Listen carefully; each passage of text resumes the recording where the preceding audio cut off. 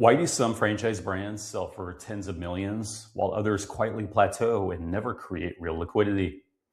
And why do investors aggressively chase franchise rollups, even when the underlying businesses look average at best? I'm Justin Kaiser, co-founder and CEO of Empire Franchising. And over the last 24 years, I've built, scaled, and structured franchise systems, including taking my own franchise brand from zero to over 100 franchise territories before acquisition. What I can tell you is this: the real money isn't just in building one franchise brand. It's in understanding how to aggregate, structure, and position multiple brands into a roll-up. And that's going to create institutional grade value. Because liquidity doesn't come from effort. It comes from structure. It comes from how you package scalability, predictability, and ownership into something that private equity can underwrite. And franchise roll-ups do this better than almost any other model if executed correctly. Here's why. First, understand that franchise systems are fundamentally asset-light, cash-generating machines. The franchisor doesn't own the real estate. It doesn't carry the labor. It doesn't carry the operating risk at the unit level. Instead, it owns the brand, the system, and the revenue streams, the franchise fees, royalties, marketing contributions. And when you scale across that 50, 100, 500 locations line, you create recurring, predictable cash flow. Now, take that one step further. Instead of one brand, you build or acquire multiple franchise brands, ideally in adjacent or complementary verticals. And you centralize the infrastructure, marketing, lead generation, sales teams, onboarding, the back office. This is where the roll-up begins to compound, because now your marginal cost of growth decreases while your revenue base expands across multiple systems. That's operating leverage. And investors don't just value revenue, they value efficiency of growth. They value systems that can scale without proportional increases in cost. This is exactly what a roll-up creates. Now, you layer in something even more important: diversification. A single franchise brand, no matter how good, carries concentration risk. Industry shifts, regulatory changes, leadership issues. But a roll-up spreads that risk across multiple franchise brands and verticals, which stabilizes cash flow and reduces perceived risk. And when risk goes down, valuation multiples go up. This is where you start seeing the gap between what operators think their business is worth and what institutional buyers are actually willing to pay. Because private equity doesn't buy businesses, they buy cash flow streams that are scalable, predictable, and defensible. A properly structured franchise roll-up checks all three boxes. Now, let's talk about the real driver of liquidity: aggregation. Because this is where most people miss it. If you have one franchise brand doing, let's say, 3 million in EBITDA, maybe you get a 5x, maybe 6x multiple depending on growth. But if you have 5 brands, each doing 1 million, and they're operating under a centralized platform, now you're not just selling 5 businesses, you're selling a system, a platform, a portfolio. And that can command 8x, 10x, even higher, depending on the quality of the infrastructure and the growth trajectory.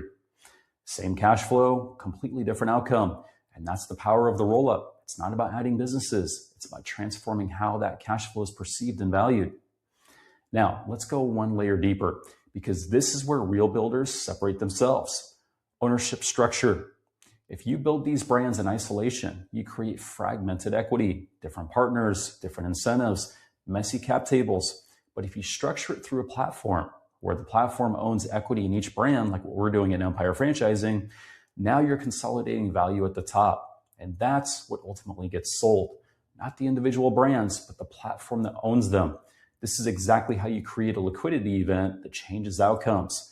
Because instead of exiting one company, you're exiting a portfolio, and buyers pay a premium for that. Now, let's talk about why investors love this. Because this is not just about operators, it's about capital. Investors are looking for asymmetric opportunities where downside is protected and upside is leveraged. Franchise roll-ups gives them both. They get exposure to multiple brands, multiple revenue streams, and a centralized growth engine that can deploy capital efficiently. When structured properly, they can also participate in both cash flow distributions and equity appreciation. This is why you're seeing more capital flow into franchise aggregation strategies, because it sits right at the intersection of private equity, franchising, and operational scalability. Now, here's the part that most people won't say. This only works if the infrastructure is real. You can't fake a roll-up. You can't just stack logos and call it a platform. You need centralized lead generation, proven franchise sales systems, onboarding, support, unit economics that actually work. Otherwise, it collapses under its own weight. And this is where most rollups fail. They focus on acquisition, not integration. And without integration, there's no leverage. Without leverage, there's no multiple expansion. Now, let's bring this back to what actually creates liquidity. Liquidity is created when a buyer can look at your platform and say, we can deploy capital into this and scale it predictably. That's it. That's the entire game. It's not about how hard you worked. It's about how many units you've sold. It's about whether your system can absorb capital and turn it into growth over and over again. And franchise rollups, when done right, are one of the cleanest ways to demonstrate that, because the model is repeatable, it's duplicatable, and it's scalable across markets. So if you're building a franchise brand right now, you need to think beyond the brand. You need to think platform. You need to think aggregation.